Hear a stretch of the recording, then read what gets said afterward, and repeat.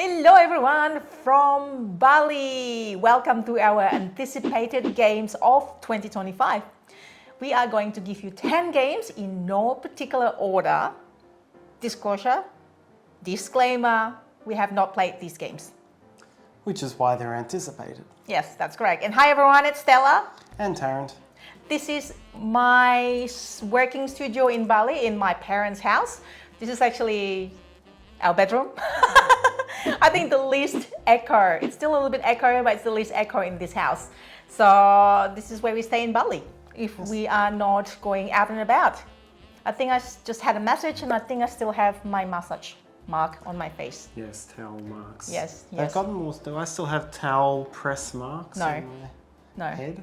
No, but why do I still have it? I don't know. Anyways, so we are sharing you these 10 games that we've researched. We read some of the rule books. We try to look at Board Game Arena. We find that playing a game for the first time in Board Game Arena is not actually playing games. It's just different. It's not tactile. It's just very different. We still play it once we play physical game, and then we would enjoy Board Game Arena playing more. Yeah. But there are a few of these which are already available there. Yeah. Which is a new way of Board Game Arena being used, I think.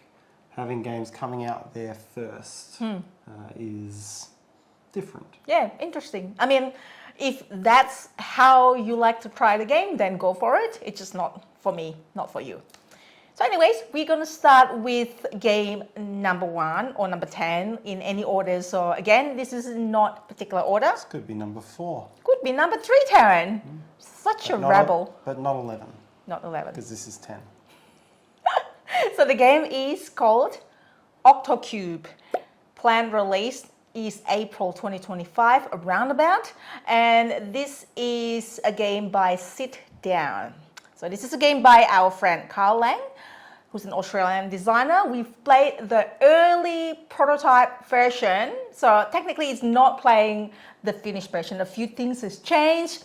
So basically you are octopus with a cube, like 6-sided cube. Each player would have 1 cube and then you will get a magnetic tile. So they are using the magnetic mechanic. So as mechanic, not as gimmick or anything like that. They're using mechanic to gather around the tile from the center board, and each side of the cube can only take 1 tile. And then once your octopus or octocube is full, then you score based on items, colors, and things like that. Yeah, this will be an interesting game to think about. There's not that many games out there that take the 3-dimensional rotational aspect of things into account because, of course, geometrically speaking, you don't have consistency. You roll forward and right or right and forward, you're going to get a different outcome just from a rotational standpoint. So this could be an interesting game to think through from a spatial standpoint. That is correct. So it's very tactile and strategically also. I know that Carl's other games, they tend to have simple rules, but then strategically they are deeper. So this game promises that as well, where the rules pretty simple and then there's some strategic thinking, which I can almost feel it by, just this description of the game. And there's also a variant for 5-year-old, from 5+-year-old. So something simple, it's very tactile. So I'm really excited to see this one come out and then finally play the finished version. Next one we're going to discuss is Furnace Duel. So this is another one in I guess there was a big wave of dual versions of games which came out last year, bigger than most. So Furnace is one of the next ones coming out. We're expecting that one between June and September. And it is a 2-player version of the auction-y worker placement. It wasn't quite auction, but it was a auction-ish worker placement game, Furnace, which came out a few years ago. The core of this game is pretty much the same as the original Furnace. So with Furnace, there were cards that represented different processes, different industrial processes, and you would bid on them with discs ranking between 1 and 4. And if you bid highest, you would get the card. If you bid not highest, you would get compensation based on how much you bid. And so it had this, so I say it's not a true auction because often you're trying to place in such a way that you're getting the compensation because you actually want the compensation. Really what's changed here is that the compensation is no longer an icon on a card.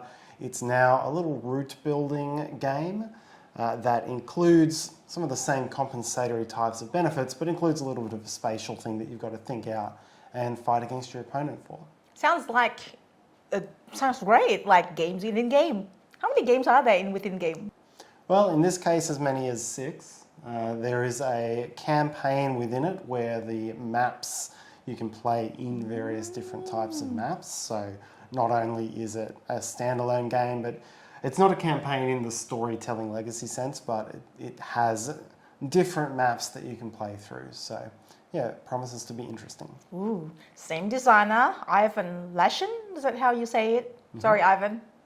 And the same publisher, which is Hobby World. So very excited to try it. I believe that the non-English version has come out, so I'm just waiting for the English version for this one. Fairness Duel.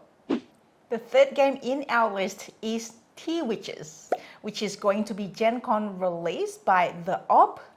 And this is by the same team, which is designed by Manny Vega and artwork by Sandara Tang, which did Flamecraft. Well, it's just like same team with Flamecraft, so the designer and the artist. So this is going to be excitingly full of puns. Has got rondel mechanics about tea or serving tea to witches, trying to collect the customers' loyalty. Yay, I got Darren to smile. Thank you very much. And then in the game, there are many celebrities. These. Not enough to make Terrence laugh. Aww. Well, it was kind of the same as the loyalty game. Yeah, but still, like, okay, so that's fair. The second one, the third one is becoming less and less funny. Mm-hmm. Yeah. So that's why stacks of victory points always had more on the top. Hang on, what is that? Tea Witches, Rondel. Yes, Rondel. So it's got Rondel mechanic and beautiful components. So they really hush about it. There's not much information that's been out. I know that they said that making the components with reasonable price is a challenge because there's a lot of like the teacup, teapots. How's it going to work? You know, I'm just can't wait to try it. It will be like family game with a lot of tea puns. That's the promise of the game. A lot of cute art and cute components. I always like Rondel mechanics, Taryn. That is true. Yeah, like Tilatum, I mean, probably not that easy. Speaking about Tilatum, there's going to be expansion. That's true. That's not in our list. Not on our list because I know nothing about it. Yes, but there is an expansion coming. And that was a game we both really enjoyed from a couple of years ago. Mm-hmm. So I can't wait for that. Celebrity Teas, Tea Witches. And not one of the tea series. No, ignore that. Wrong company. Yes. Except we kind of spoke about the tea's got us. The tea has got us confused. Tea Witches got us onto the board. Welcome to the pun game, Terrence. Move on to the next game. Let's salvage this. Yes. Next on our anticipated list is Great Western Trail El Paso. So this is the light to mid version of Great Western Trail. This is one of these ones that's already available on BoardGame Arena or in beta. I'm not sure which, but there is a version available. I think in beta on BoardGame Arena. Yeah. On BoardGame Arena. So this is a simplification of Great Western Trail. It's got a smaller map. Yep. It's got the workers are built in with the deck building mechanism now. It kind of works a bit like the cards from Great Western Trail New Zealand, where as you draw them, they then go into a tableau that you can spend from there, or you can spend them as you get them. But all the core mechanisms are still there. So you've still got buildings that can extend the track. You've still got gaining cattle. You're still trying to get that hand of cattle by the time you get to the delivery points. There's a simplification of the objectives and the station master types of things. And the railways have probably changed the most. There's no longer a railway link, but there's railway bonuses that you can get with your engine drivers. So a lot of what's familiar, but in a much smaller package. Yeah. I'll be very interested to see how this plays. Yeah, and shorter track. And the building, rather than having your own building, it's a common building that you put your cube's color or components color on it to indicate you build that. So there's a bit of like an open draft in a way for the common building that you get and then becoming your building. I'll be very interested to see whether this is an effective entry-level way into Great Western Trail or if it's just a different experience for experienced players. Does it become a tighter, meatier little experience that you can play quickly, or is it a genuine gateway into Great Western Trail? We both really enjoy Great Western Trail from the base. Argentina, New Zealand, all of them has got different flavour of Great Rails to Western the Trail. north. What's that? No, I'm kidding. I like Rails. Yes, yeah, that's right. The Forgotten Trail. Forgotten Trail. Actually, is that in the title? I don't think so. I thought you say it like Rails to the North, the Forgotten Tale. It's forgotten, right? It was an expansion Yes. that was there, and it was never super popular. And then Is it though? And then the new version came out, and it was no longer compatible. That's actually true. So it's just kind of gone. Yeah, so sad. But yeah, very excited for El Paso. Game number 5 is the White Castle Duel. So this is going to be an Essen 2025 release by the same company, Devi Games, and the same designer, Shea and Isra. This has got the same universe, the same feeling, the same tightness and combo as the White Castle, the games that you like, but they deliberately make an effort to have this game very different than the White Castle. So we see a lot of games has got the dual version, right? From Azul Duel, Averdale Duel, whatever duel, Isle of the Cat Duel, I think you mentioned it, there's one dual version or not. This one, it has no dice, no bridge, no putting workers on the clan things. Similar theme, but a different game. There's not much information about it, no rule book yet. In my research, I've also asked the publisher to share me any details, and that's basically it. So maybe it's still in development, maybe, but they still have time to produce the game until Essen 2025. Yeah. I'd be certainly looking forward to this. The White Castle was a game that, for me, it was always one that had some promise, but it felt really short for Not for me.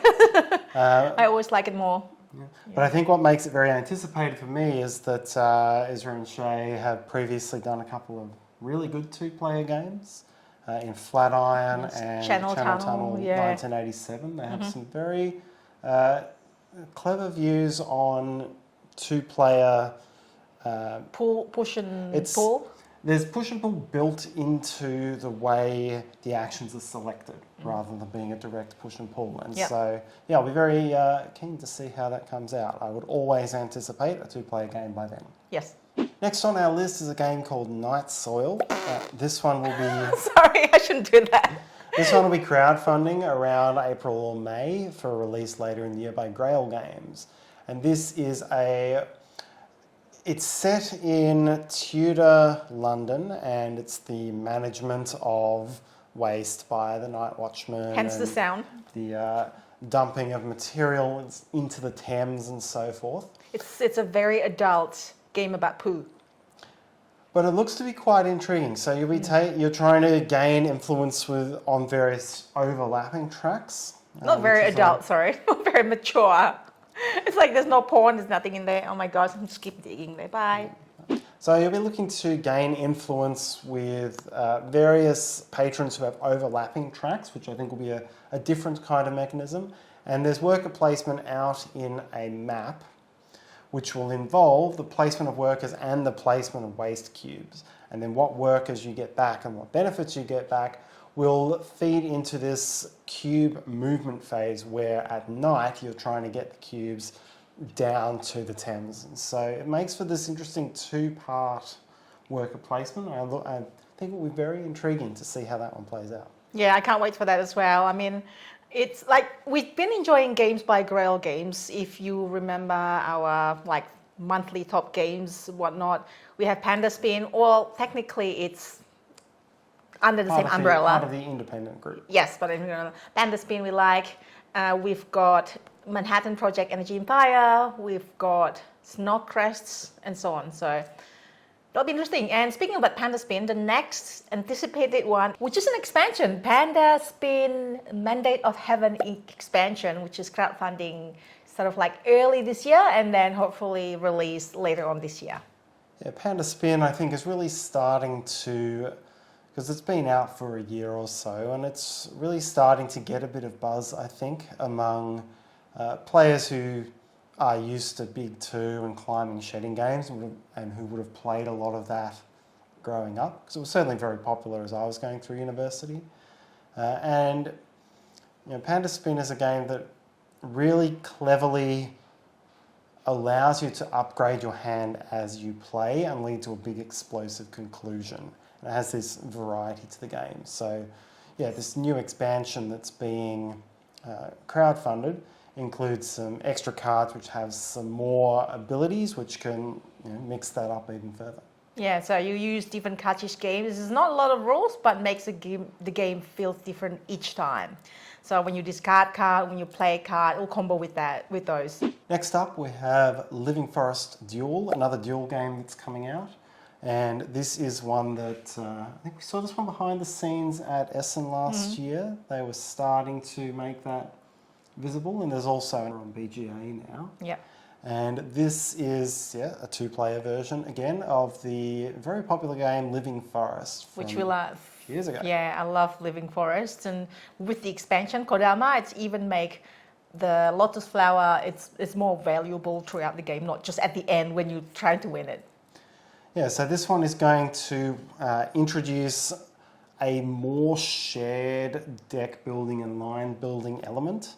So instead of doing a Mystic Veil style of draw and stop, you're going to be drawing, you may be drawing cards for your opponent, you may be drawing them for yourself, and you've got to pick the times to take your actions. So rather than stopping and taking your actions, you can take an action midway at the risk that your opponent may or take away one of your actions.